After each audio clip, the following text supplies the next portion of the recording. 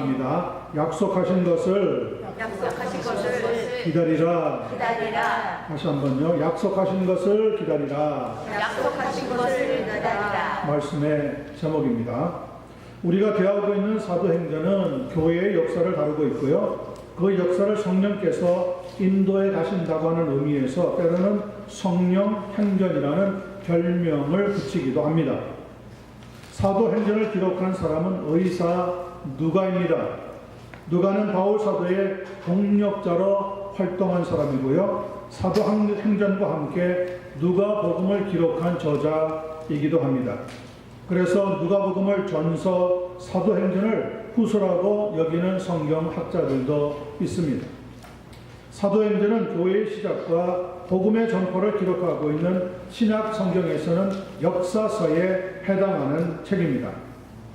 예수 그리스도께서 부활하신 뒤에 승천하시기 직전 제자들에게 두 가지 부탁의 말씀을 남기시는데, 첫 번째는 성령으로 세례를 받을 것이니 예루살렘을 떠나지 말라는 것, 두 번째는 땅끝까지 이르러 내 증인이 되라고 하는 부탁의 말씀이셨습니다. 그런 의미에서 우리는 교회를 가리켜 성령 공동체 혹은 선교 공동체라고 부르기도 하는데 합당한 이유가 있다고 생각합니다. 오늘 말씀을 나눌 때에 복음의 증인이 되어서 신실하게 복음을 온 세계에 전파하는 초대교회의 그런 아름다운 모습을 우리도 배워서 복음의 능력과 성령의 충만함으로 신앙생활을 감당해 나가는 한 분 한 분 되시기만을 예수 그리스도의 이름으로 간절히 기원합니다. 아멘. 1절 2절 말씀을 보겠습니다.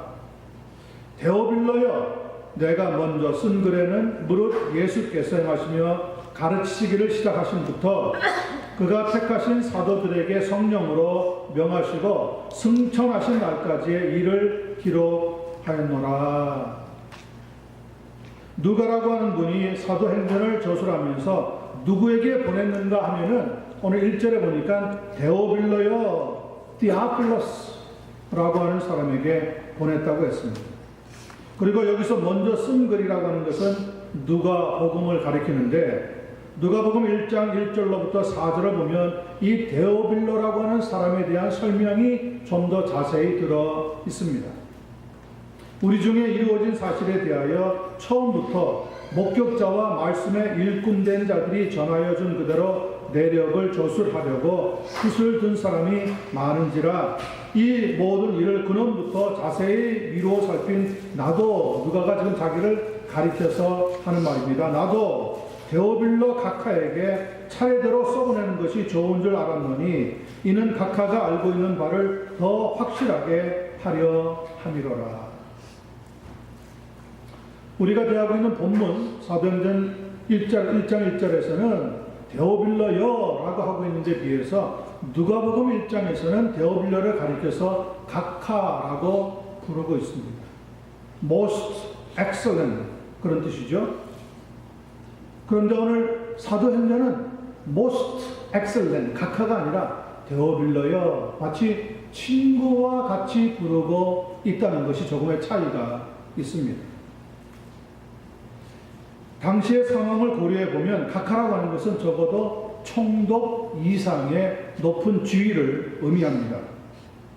그리고 데오빌로라고 하는 이름은 하나님께 사랑을 받은 사람이다, 그런 뜻을 가지고 있는 것을 보아서 성경학자들은 이렇게 설명합니다. 이 데오빌로라고 하는 사람이 높은 로마의 고급 관리였는데, 고위 관료직에 있던 사람인데 누가가 보내어준 복음서를 읽고 예수를 믿는 사람이 되었다. 각하라고 하는 자리에서 내려와서 친구가 되는, 누가라고 하는 성도와 친구가 되는 그런 예수 믿는 사람이 되었다, 이렇게 설명을 하는데 저도 거기에 동의하는 바입니다. 따라서 누가복음과 사도행전 두 권을 동시에 받았던 데오빌로라고 하는 사람은 누가라고 하는 의사와 아주 가까운 친구의 관계를 유지하고 있었다는 것을 우리는 성경을 통해서 살펴볼 수가 있습니다. 누가복음에는 예수께서 행하시며 가르치시기를 시작하신부터 그가 택하신 사도들에게 성령으로 명하시고 승천하신 날까지의 일을 기록해 놓았습니다. 이렇게 밝히고 있습니다. 그러니까 누가복음에는 예수 그리스도께서 공생애를 시작하시면서 하나님의 말씀을 계속해서 증거하시다가 십자가에서 죽으시고 다시 살아나신 다음에 승천하셨다. 여기까지 기록해 놓았다는 거예요. 그러면 사도행전은 후서에 해당하니까 승천하신 뒤에 그 예수 그리스도를 믿는 성도들이 믿음 공동체인 교회를 이루어서 어떻게 예수님의 복음을 증거하였는가, 그것을 시대별로 시간별로 차곡차곡 기록해 놓은 것이 사도행전이라고 하는 의미입니다. 데오빌로라고 하는 사람을 보면 누가복음을 읽으면서 자연스럽게 예수 그리스도를 믿게 된 것 같습니다. 이 세상 역사 역시 예수 그리스도를 중심으로 해서 BC와 AD로 나누어집니다. 기원 전과 기원 후로 나누어집니다. 역사도 그렇고 개인도 그렇고 예수 그리스도를 믿기 전과 믿기 이후로 나누어지더라는 겁니다. 가카라고 하는 것이 데오빌로의 예수님을 믿기 이전의 포지션이었다고 한다면, 친구라고 하는 자리는 예수 그리스도를 믿고 난 뒤에 격이 없이 하나님 앞에 겸손해진 그의 모습을 우리에게 보여주고 있다는 겁니다. 여러분들도 아마 예수 그리스도를 믿기 전과 믿고 난 뒤의 삶이 달라졌다는 것을 고백할 줄로 믿습니다. 약간 생뚱맞는 이야기이긴 한데 이런 이야기를 좀 들려드리면서 말씀을 계속 진행했으면 좋겠습니다. 어느 집에 도둑이 들어오려고 하니까 침대에 누워있던 주인이 이렇게 속으로 이야기했다고 합니다. 이놈, 내 집에 들어오기만 해봐. 그런데 막상 도둑놈이 집에 들어오고 나니까 주인이 또 이렇게 얘기합니다. 이놈, 내 물건에 손만 대라.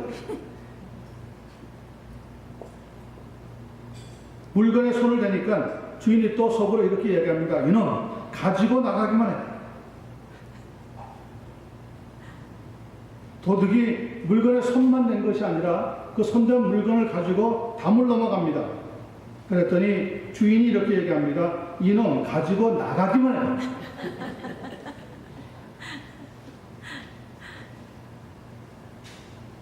도둑놈이 그 물건을 가지고 나가니까 이놈, 물건을 가지고 달아나기만 해라.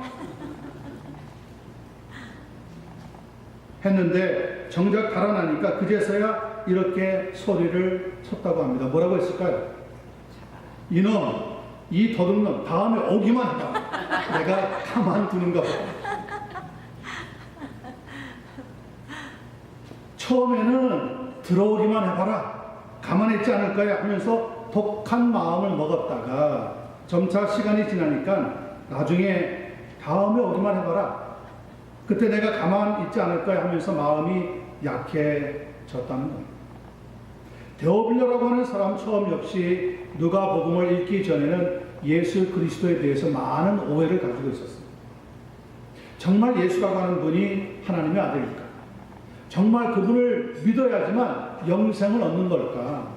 예수 그리스도가 아니면 천국에 가는 길이 없을까?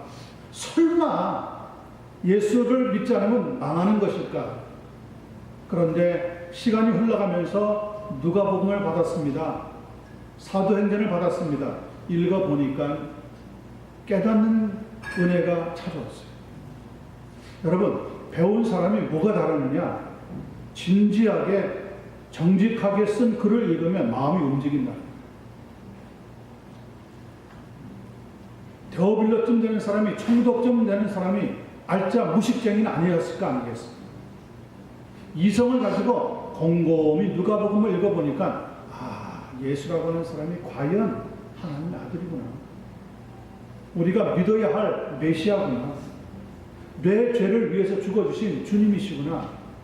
로마의 황제가 큐리어스가 아니라, 주가 아니라 예수 그리스도가 큐리어스, 진정한 이 땅의 주님이시구나. 그걸 깨닫고 예수를 믿는 사람이 되었다는 거예요.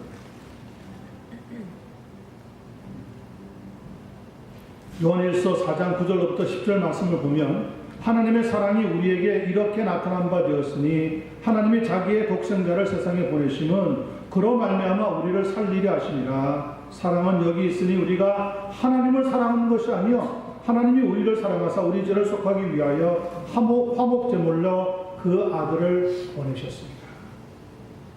우리가 하나님을 믿으려고 작정한 것이 아니라 하나님이 먼저 독생자를 하나님의 아들을 화목 제물로 보내셔서 우리의 죄를 다 십자가에서 속해 주시고 우리로 하나님 믿는 사람으로 만들어 주셨다는 거예요.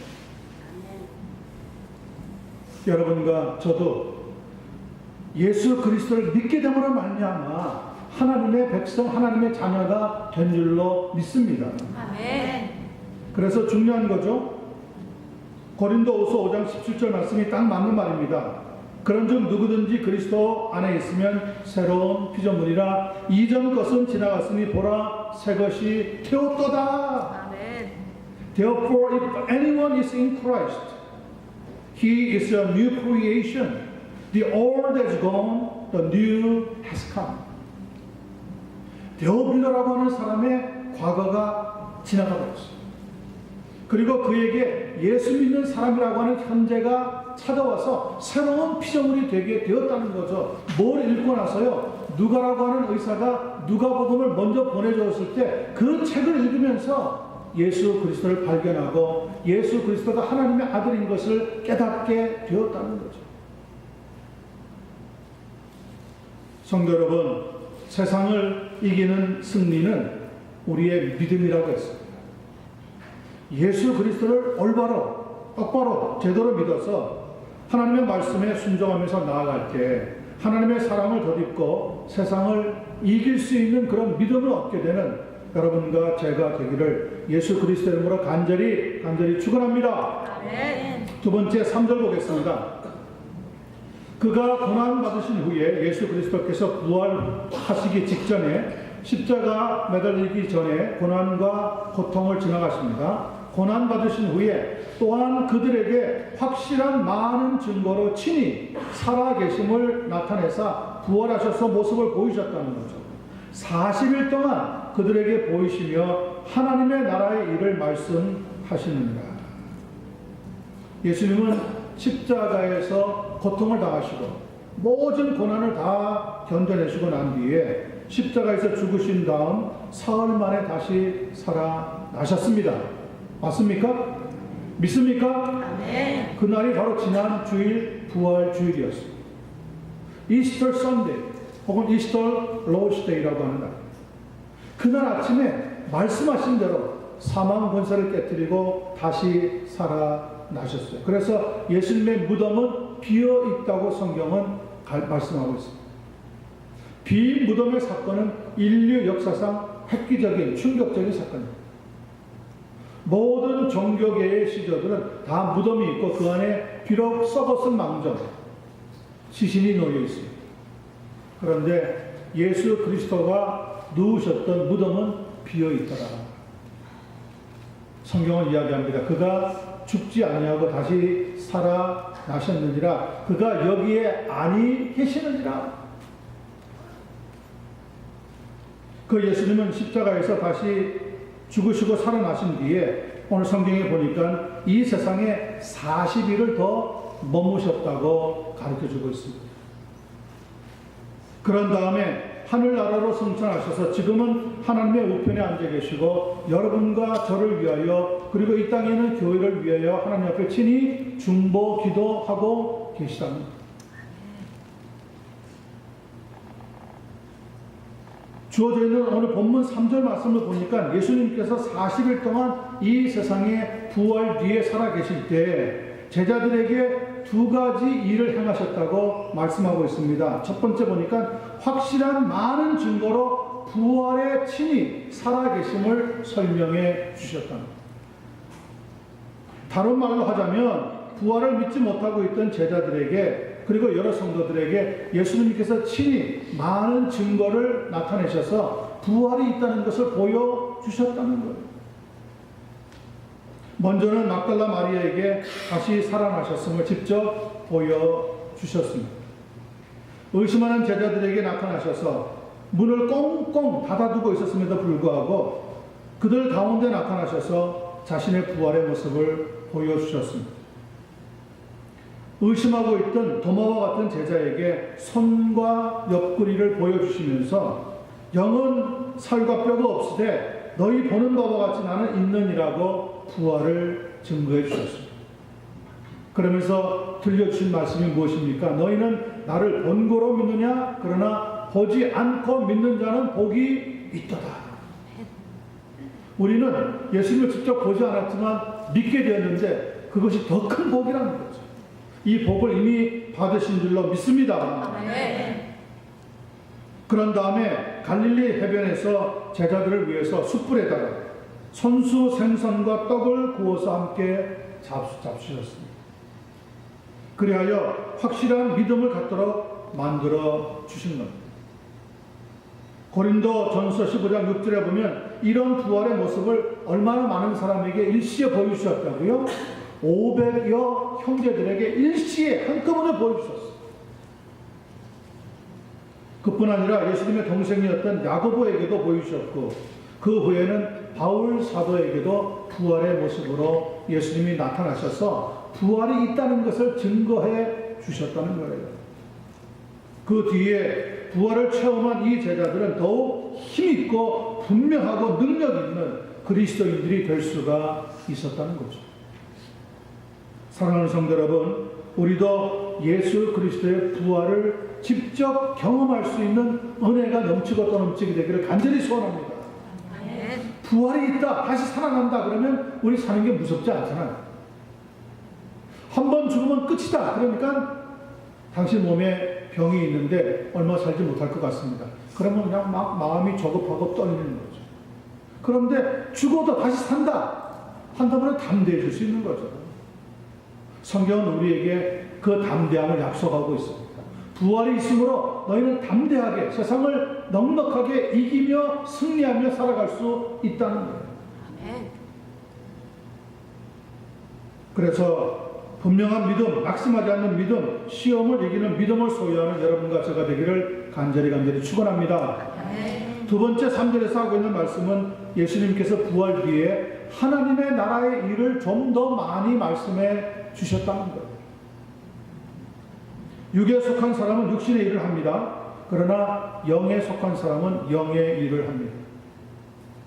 세상에 속한 사람은 세상의 일로 만족합니다. 그러나 하나님께 속한 사람은 하나님 나라의 일을 해야지만 만족이 있습니다. 여러분, 기도하지 않고 하루를 보내면 만족합니까? 성경 읽지 않고 하루를 지나갔으면 만족합니까? 그럴 수가 없습니다. 영에 속한 사람은 기도와 찬양과 말씀을 보고 듣고 읽고 찬양하고 하는 데서 큰 힘을 얻습니다. 여러분의 입에서 찬양이 그치지 않게 되기를 바랍니다. 여러분의 목소리에서 기도가 끊어지지 않게 되기를 바랍니다. 우리는 찬양하고 하나님께 경배 드리기 위해서 새로운 삶을 얻는 겁니다. 요한복음 19장 36절에 보면 예수님이 이렇게 빌라도라고 하는 총독에게 자신에 대해서 말씀하고 있습니다. 내 나라는 이 세상에 속한 것이 아니니라. 만일 내 나라가 이 세상에 속한 것이었더라면 내 종들이 싸워 나로 유대인들에게 넘겨지지 않게 하였으리라. 이제 내 나라는 여기에 속한 것이 아니니라. 빌라도에게 취조를 당할 때 빌라도는 예수님에게 무언가 꼬투리를 잡아서 죄가 있는 것을 확인하려고 했지만 예수님이 하시는 말씀은 무엇입니까? 나는 하나님의 나라에 속한 자라. 이런 종교적인 이슈를 가지고 빌라도가 로마 정부에 항거하지 않는데 죄가 있다고 사형에 처할만 하다고 판결을 내릴 수가 없었더라는 거예요. 그래서 사실은 예수님을 재판하고 나서 풀어주라고 했습니다. 그런데 사람들이 소리칩니다. 유대인들이 소리칩니다. 대제사장들이 소리칩니다. 예수를 십자가에 못 박으소서, 못 박으소서, 못 박으소서. 빌라도가 가만히 보니까 내가 죄가 없다고 계속 밀고 나갔다가는 밀란이 일어나가지고 자기가 있는 총독 자리에서 쫓겨날 것 같아요. 로마 군인들이 예루살렘에서 다 도망가야지면 될 것 같아요. 뭐 웅성웅성하는데 이 난리법석도 아닌 거죠.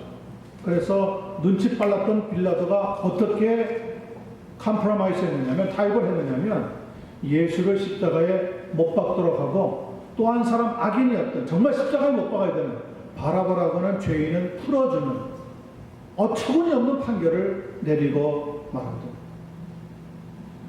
그러면서 또 무슨 쇼를 했습니까? 자기 밑에 있는 부하에게 대야에 물을 떠오게 해서 거기다가 손을 씻으면서 뭐라고 얘기합니까? 나는 죄가 없다. 보았지? 내 손에 지금 다 손 씻는 거, 나는 깨끗한 사람이야. 이 죄는 너희가 감당해야 돼. 그랬더니 거기에 모여서 웅성웅성하면서 한가하던 유대인들이 뭐라고 일제히 소리쳤습니까? 졌소이다. 그 죄를 우리와 우리 자녀들에게, 우리 자손들에게 그 핏값을 돌려도 괜찮습니다. 정말 예수 그리스도의 무고한 핏값을 유대인들은 나중에 질 수밖에 없었습니다. 나라를 빼앗겼습니다. 언어도 빼앗겼습니다. 살 곳도 없었습니다. 도망갈 수밖에 없었습니다. 온 세계에 뿔뿔이 거의 1950년 동안 도망다니면서 숨어 지낼 수밖에 없었습니다. 죄값 치고는 너무 엄청난 대가를 치는 거죠. 그러나 그것도 사실 하나님 편에서 보자면 별거 하는 거예요. 하나님의 아들을 못 박도록 내몰았는데 그 대가를 1950년 정도로 퉁친다는 게 말이 됩니까? 말도 안 되는 거예요. 영원히 그들은 용서받지 못하도록 만들어야 마땅한 것이지만 하나님의 긍휼이 더 강하시기 때문에, 하나님의 사랑이 더 승하시기 때문에 그들에게 다시 구원받을 수 있는 기회를 주는 거예요. 그래서 지금 시대에 메시아닉 주라고 하는 예수 그리스도를 믿는 유대인들이 생겨나고 그런 교회가 여기저기서 지금 생겨나고 있는 가운데 있습니다. 예수님을 메시아라고 믿는 유대인들이 생겨나고 있다는 거예요. 여러분, 이 마지막 때에 하나님이 역사 안 하는 줄 아세요? 교회가 줄어들고 성도 수가 줄어든다 그러니까 이제 하나님의 능력도 줄어든가 보다 그렇게 생각하세요? 그건 착각입니다. 하나님은 이 마지막 때에 더 큰 능력으로 하나님의 백성들을 틀림없이 구해내게 될 줄로 믿고요. 그 가운데 유대인들도 포함되어서 미전도 종족들도 포함되어서 하나님 앞으로 나오게 될 줄로 믿습니다. 여기에 성도의 능력이 있고 교회의 능력이 있고 우리의 소망이 있는 거죠.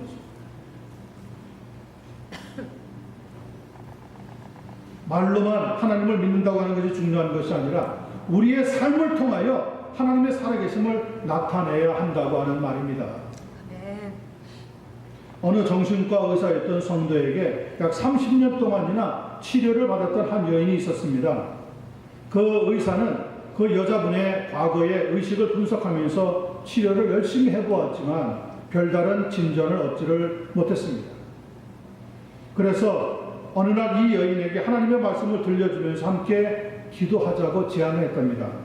어떤 말씀을 들려주었겠습니까? 빌립보서 4장 6절의 말씀을 들려주었답니다. 아무것도 염려하지 말고 다만 모든 일에 기도와 간구로 너희 구할 것을 하나님께 감사함으로 하래라.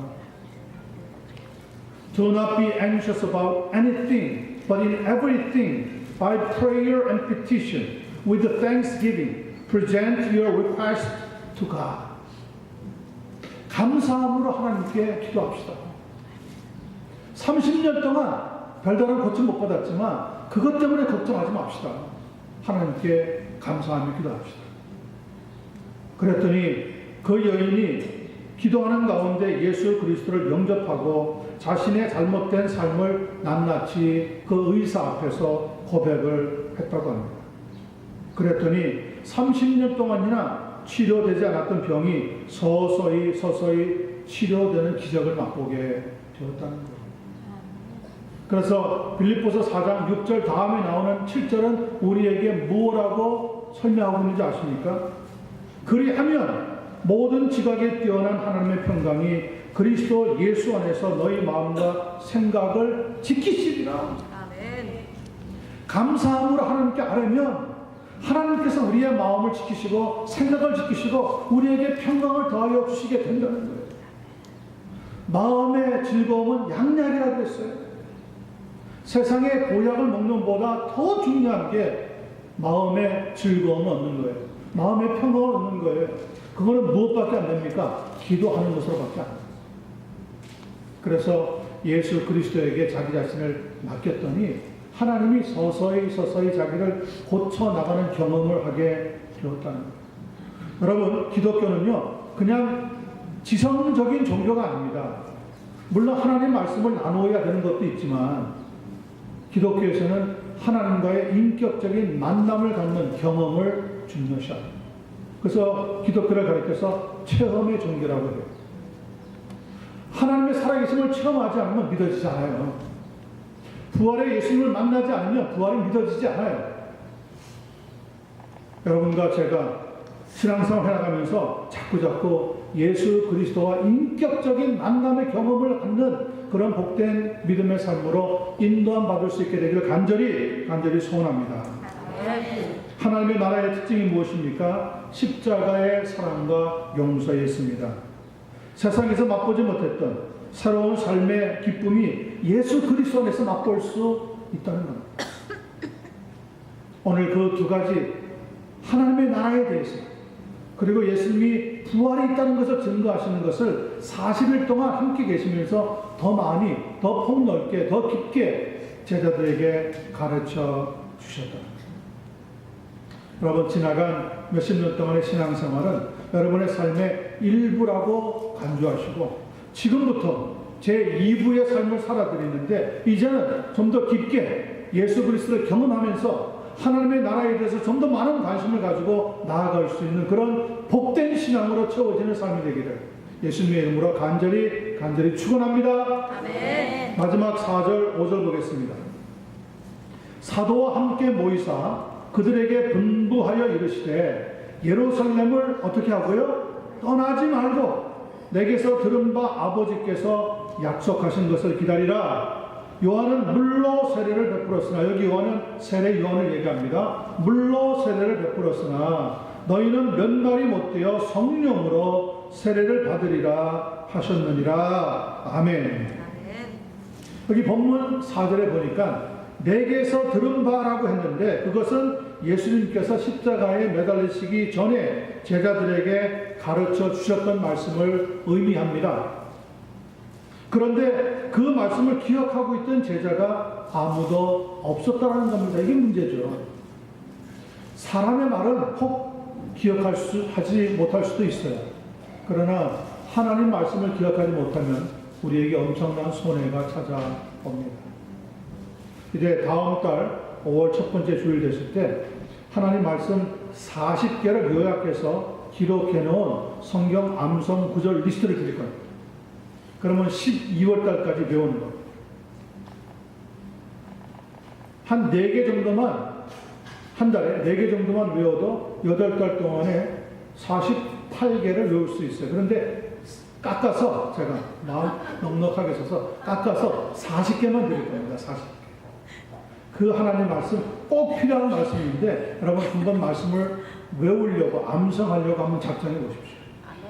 그리고 여기 나와서 발표 안 해도 됩니다. 그냥 여러분의 마음속에 외우는 걸 감사하면서 필요할 때마다 사건마다 현장에 그 말씀을 한번 적용시켜 보세요.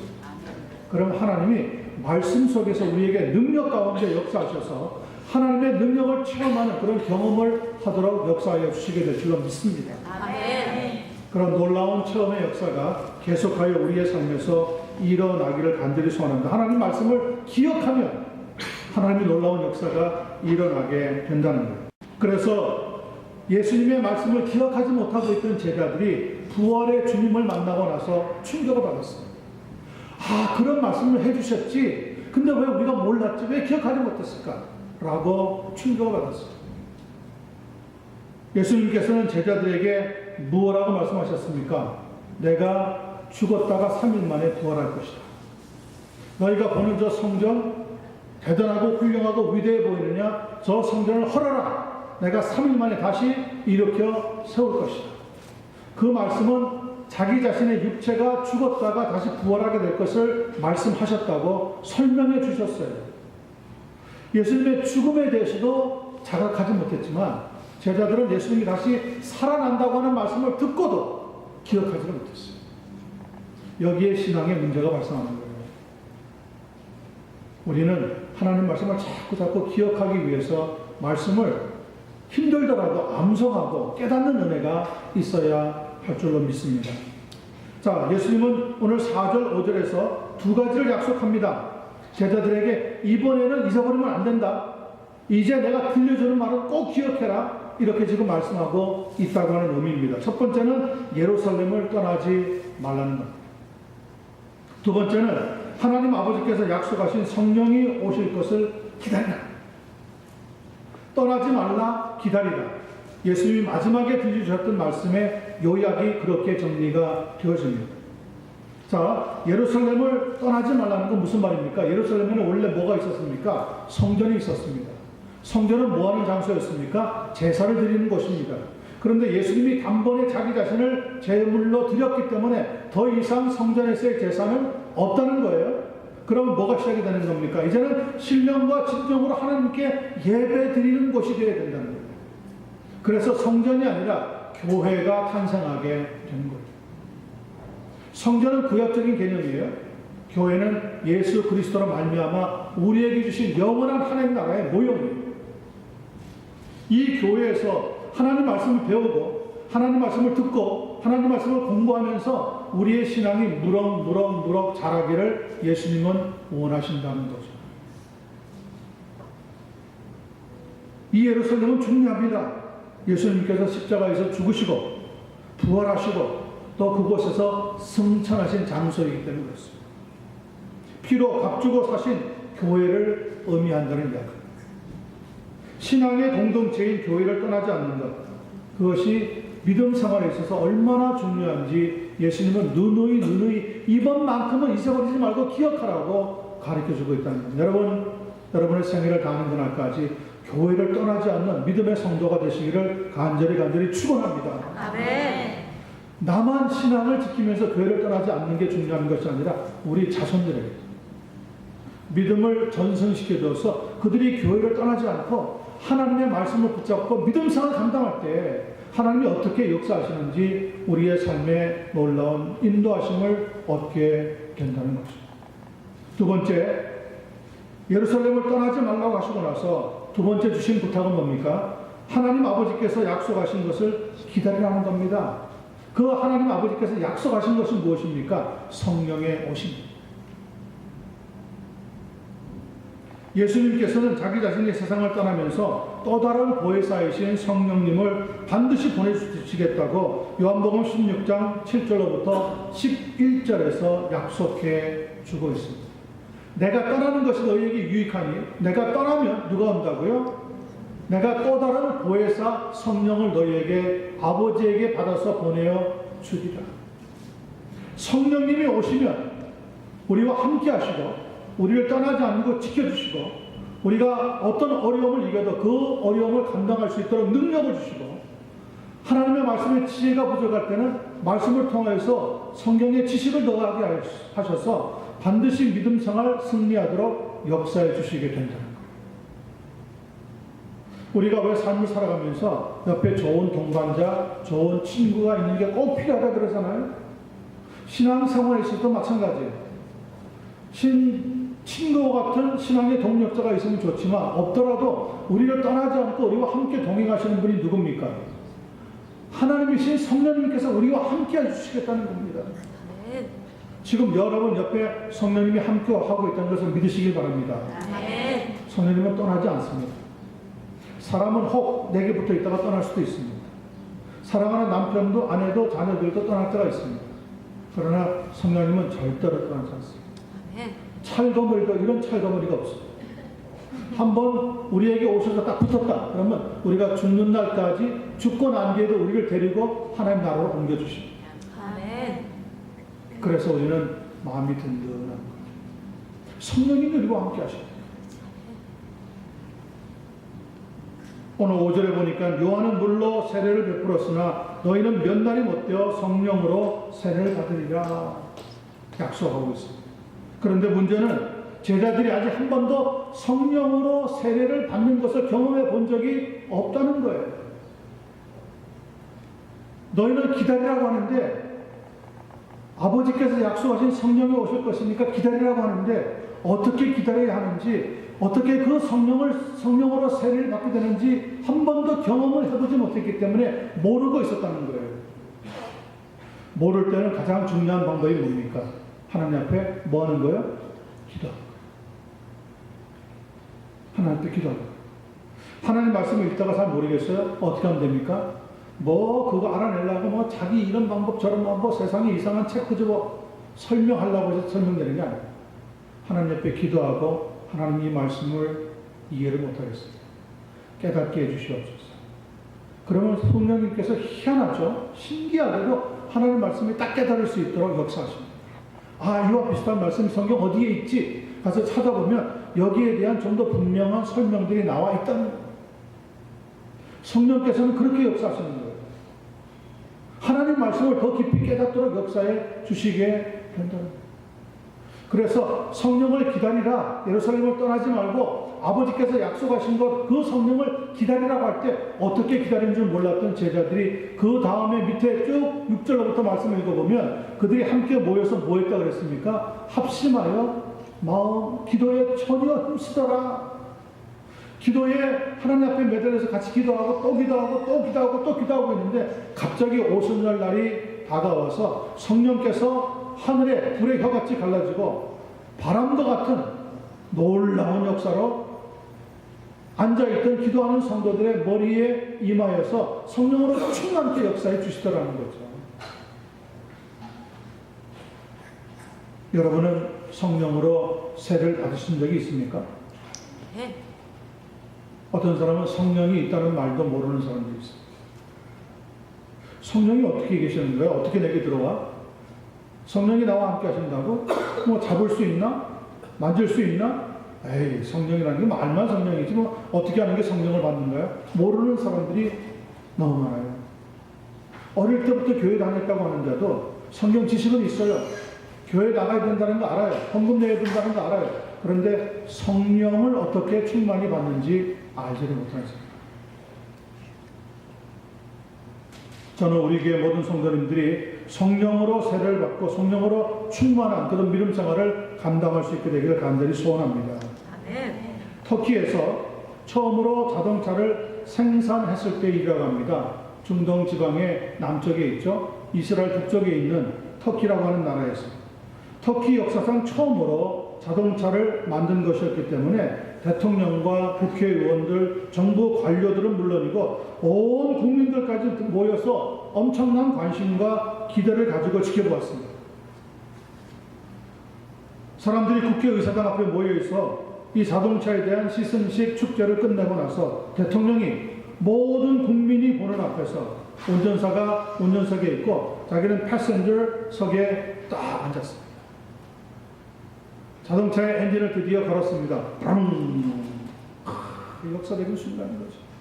온 터키 국민들이 국회의사당 앞에 있는 사람들, TV를 보는 사람들이 막 일제히 박수갈채로 보냈습니다. 야, 우리도 드디어 자동차 생산국이 되는구나. 그러면서 차가 출발하는데 얼마 가지 못해가지고 뭐 우리 교회 같으면 이 파킹장에서 도로 앞에 나가기도 전에 자동차가 퍽퍽 하더니 그냥 발동이 꺼지고 막 소무직이 어떻게 된 일인가 막 사람들이 궁금해하고 대통령도 차문을 열고 나와서 이게 어떻게 됐느냐고 물어보는데 갑자기 한 사람이 열심히 뛰어오더니 그렇게 설명하는 겁니다. 그 자동차를 만든 사람이고 시승식을 그 전에 해본 사람이에요. 그분이 하는 말입니다. 쏜살같이 뛰어나오더니 점검을 끝낸 그 사람이 이렇게 얘기합니다. 제가 너무 흥분한 나머지 자동차에다가 기름 넣는 것을 이해했습니다. 자기가 시승식 할 때는 그냥 좋아가지고 슝슝 달렸는데 그 다음날 이제 대통령이 타고 진짜 우리도 자동차를 만든다는 발표를 하려고 하니까 다 써가지고 기름을 조금 넣고 달렸던 게 다 써가지고 기름이 똑 떨어지는 거예요. 그래서 시동은 걸렸는데 차가 나가려고 하니까 서버린 거예요. 퐁 하면서 서버린 거예요. 여러분, 신앙생활을 할 때 성령으로 세례를 받는다. 성령으로 충만해진다. 그것이 바로 그런 거예요. 믿음 생활의 겉모습만 가지고는 안 된다는 거예요. 자동차가 아무리 못 떨어지게 만들었어도 그 안에 자동차가 달릴 수 있는 석유가, 휘발유가, 기름이 들어가지 않으면 자동차가 달릴 수 없는 것처럼 우리의 믿음 생활에 성령님이 들어와서 함께 하시지 않으면 우리의 믿음 생활에 능력이 나타날 수가 없다는 거예요. 믿음의 기쁨을 느낄 수 없다는 거예요. 진정한 신앙의 자유를 맛볼 수 없다는 거예요. 그런데 자동차 껍데기만 멋있는 차를 가지고 있는 사람들처럼 믿음 생활 모습만 가지고 있는 사람들이 있어요. 말을 하면 아주 말을 못 들어지게 잘해요. 기도시키면 기도가 아주 그냥 훌륭하게 쏟아져 나와요. 그런데 정작 자기 자신은 성령이 그 속에 없는. 그걸 보고 뭐라고 얘기합니까? 종교적인 껍데기라고 해요. 복음은 껍데기가 아닙니다. 복음은 그 알맹이가 되는 성령께서 함께 해주시는 믿음 생활입니다. 그런 믿음 생활을 여러분과 제가 감당해야 하는 겁니다. 부활의 능력을 믿고, 두 번째는 성령으로 세례를 받으리라. 그러므로 예루살렘을 떠나지 마라, 즉 교회를 떠나지 말라 하는 말씀을 다 지키면서 여러분과 제가 믿음 생활을 감당하기 위해서 함께 모여서 기도하면 거기에 성령의 역사가, 하나님의 능력의 역사가 나타나게 된다는 겁니다.